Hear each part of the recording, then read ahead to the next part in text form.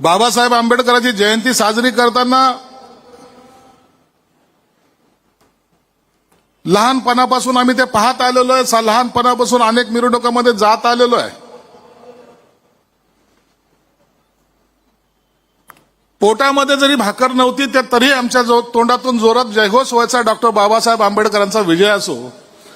आणि त्या रॅलीमध्ये धक्के खात का होईना, परंतु आम्ही ते आमच्या बाबासाहेबाला ते रॅलीमध्ये पाहायसाठी उत्सुक असायचो. आज माझ्या जीवनातला अत्यंत महत्वाचा दिवस आहे. मी जास्त इतर गोष्टीवर बोलणार नाही, परंतु एक आठवण म्हणून सांगतो. माझे वडील बेस्टमध्ये ड्रायव्हर होते, महापौरताई. 20-25 वर्षे बेस्टची सेवा केलेली माझे वडील. मुंबईकराला आज सांगताना पुन्हा एकदा सांगतो, आम्हाला थोडं दूरचं समजत जाऊ नका, आपलं समजत जा. अरे लाल डोंगरचा जन्म आहे माझा, आणि या लाल डोंगरमध्ये आमचा असलेला जन्म. माझे वडील एसटी ड्रायव्हर होते. त्या काळामध्ये जो अण्णाभाऊ साठे आहे ते चौक आहे ना, पूल ओलांडला का बाजूला आमचे खाडीच्या बाजूला आमचं घर होतं. माझ्या लहानपणी माझ्या पायाला खरूच झाली. त्या काळातले लोक जास्त दवाखाने डॉक्टर पाहत नव्हते. ते सांगायचे दादरच्या चौपाटीचं पाणी थोडं खारं आहे, आणि मग मला ते घेऊन यायचे आणि त्या पाण्यामध्ये, या दादरच्या चौपाटीमध्ये मला आतमध्ये थोडं पाण्यामध्ये घेऊन जायचे. कल्पना करा, माझे वडील एसटी ड्रायव्हर, आम्ही आणखीन 2 भाऊ या दादरच्या चौपाटीमध्ये त्या रेतीतून उतरून पाण्यामध्ये जात होतो. त्याच्याच बाजूला असलेले बाबासाहेबांची समाधी आणि त्या शिवाजी पार्क, कधी काळी आम्ही पाहिलेलं शिवाजी पार्क, त्या शिवाजी पार्कवर बोलण्याची संधी मला आज मिळाली. ही सगळ्यात मोठी आनंदाची गोष्ट आहे. ही किमया बाबासाहेबांची आहे. मी अनेक लोकांना सांगत असतो, अरे तुम्ही बाबासाहेब लोकांना सांगू नका. सर्वांना बाबासाहेब कळतो, सर्वांना बाबासाहेबांचे विचार माहिती आहे. अरे बाबासाहेबांचे विचार माहिती नसते तर आज समाज हा प्रगत झालाच नसता, हे माझं ठाम मत आहे. अशीच जी मी अनेक वेळेला, जेव्हा 14 एप्रिल असेल, 6 डिसेंबर असेल, त्या टायमाला जेव्हा आम्ही अभिवादन करायला जातो, इतर याच्यामध्ये अनेक प्रकार असतात. खुळकुळे असतात, काही ते फुग्याच्या गाड्या असतात, काही ते रेवड्याच्या गाड्या असतात. परंतु बाबासाहेबांच्या जयंतीला असेल की बाबासाहेबांच्या 6 डिसेंबरच्या महापरिनिर्वाण दिनानिमित्त असेल, एकमेव चमत्कार घडतो. त्या ठिकाणी पुस्तकाचा स्टॉल लागलेला असतो. आणि म्हणून मी लोकांना सांगत असतो, कधीतरी त्या पुस्तकाच्या स्टॉलवर जा. कोणत्याही एका लेखकाचे ते पुस्तकं नसतात. कोणताही एक माणूस ते सर्व पुस्तक लिहित नसतो. अनेक लोक आहेत ज्यांना ज्या पद्धतीने बाबासाहेब कळाले त्या पद्धतीने त्यांनी बाबासाहेब मांडण्याचा प्रयत्न केला.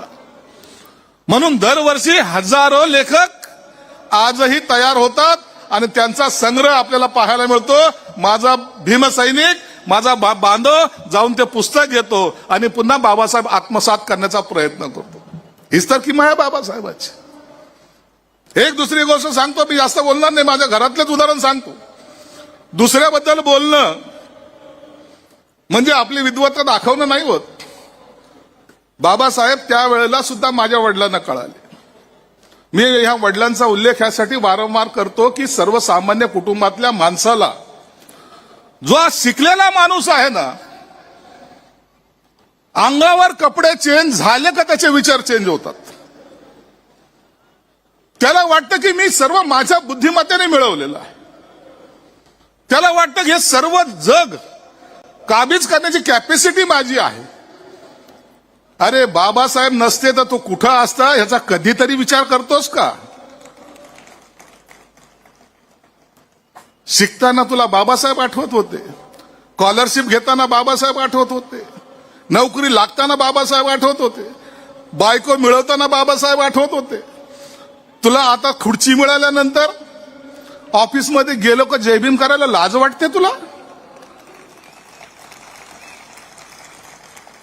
कसलं आहे तुझं स्वाभिमान? स्वाभिमान शिकायचा? माझे वडील आता हयात नाहीयेत. माझ्या मोठ्या भावाचा जन्म झाला. अशी जी बाबासाहेब कळायला विद्वत्ता लागत नाही, मनामध्ये जागा लागते, जागा. माझ्या मोठ्या भावाचा जन्म 6 डिसेंबर 1956 ला झाला. घरातलं पहिलं रत्न.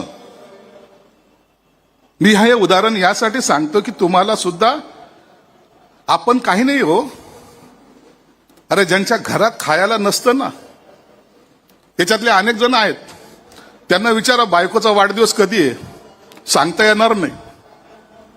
नाही तर आजूबाजूला विचारा बायकोचा खरंच वाढदिवस तुझा कधी आहे, सांगता येणार नाही. मुलाचा वाढदिवस सांगता येणार नाही. परंतु एक तारीख अशी आहे,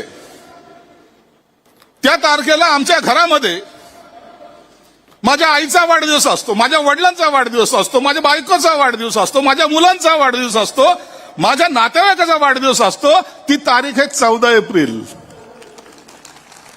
एकच तारीख आपल्या सर्वांना माहिती आहे की नाही? 2 दिवसापूर्वी घरात खायला जरी नसलं, व्याजाने पैसे घेऊ, काटकसर करू, पण 14 एप्रिलला गोड जरूर खाऊ. अरे माझ्या बाबासाहेबाचा त्या दिवशी जन्म झालेला आहे. आणि म्हणून मी सांगताना हे सांगत होतो, 6 डिसेंबर 1956 ला माझ्या मोठ्या भावाचा जन्म झाला. वडील बेस्टमध्ये होते. चेंबूरला बौद्ध महासभेचे अध्यक्ष राहिलेले ते. काही लोकांना चळवळी आम्हीच केल्या असं वाटतं, परंतु तसं नाहीये, अनेक जण आहेत. वडील ड्युटीहून आले, त्यांच्या मित्रांनी सांगितलं, अरे पांडुरंग, तुला पुत्र जन्मला आहे.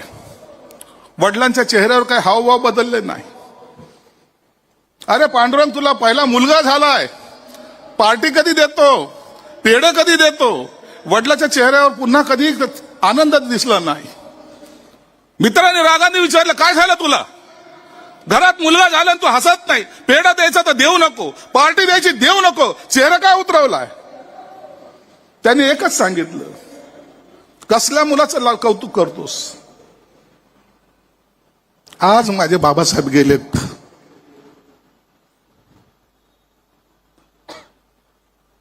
माझा मुलगा, त्याचं कौतुक करू मी? माझा बाप आज गेलाय. आजपर्यंत एक दिवस नाही, माझा भाऊ जिवंत आहे, बिर्ला कॉलेजला लेक्चरर होता, रिटायर झालाय.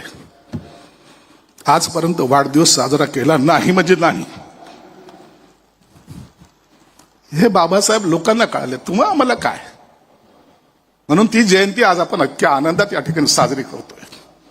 यापुढं या शिवाजी पार्कवर 13 एप्रिल तारीख लक्षात ठेवा.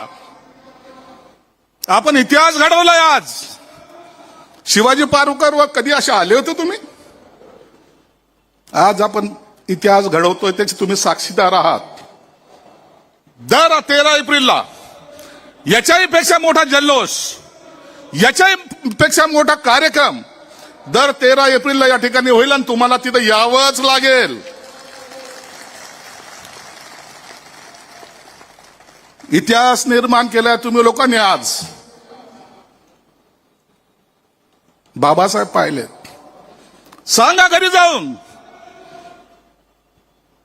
प्रतिमा नाही तर आकाशामध्ये असलेल्या माझ्या बाबासाहेबाचं मला दर्शन झालंय. म्हणून आजच्या कार्यक्रम तुम्ही आलात, माझ्या जीवनाचं सार्थक झालं. आता आयुष्यात सर्व काही मिळवलंय. आज ह्या स्टेजवर उभा आहे ना, आता सगळ्या संपल्या. आशा आकांक्षा कमवणं धमवणं सर्व संपलं. तुमच्या आशीर्वादाची थाप आज पाठीवर पडली, ते माझ्यासाठी महत्वाचं आहे. म्हणून तुमचा सर्वांचा या ठिकाणी अभिनंदन, आभार मानतो. सांस्कृतिक कार्यक्रम होईल पुन्हा आपला 9:45ला, ठीक 9:45ला पुन्हा एक ड्रोन शो आहे. तो पाहिल्याशिवाय जाऊ नका. आयुष्यामध्ये संधी नाही. हे अत्यंत मेहनतीने आणि कष्टाने हे सगळं काय आम्ही उभं केलेलं. आमचा हर्षदीप कांबळे माझे सचिव आहेत, त्यांनाही सांगितलं करा. प्रशासन आणि मंत्री हे रथाचे 2 चाक आहेत. म्हणून हर्षदीप कांबळेचा सुद्धा तेवढाच सहभाग याच्यात आहे. एवढा चांगल्या कार्यक्रमामध्ये आमचे सर्व स्टाफ, सर्व अधिकारी या ठिकाणी आहेत. त्यांचा सर्वांचा सहभाग आहे. मी त्यांचे सुद्धा आभार मानतो. हर्षदीप कांबळेंचा सत्कार माझ्या हस्ते मी करतो. असा अधिकारी डिपार्टमेंटमध्ये असावा ही त्याच्या मागची भावना आहे. पुन्हा एकदा सगळ्यांचे आभार मानतो.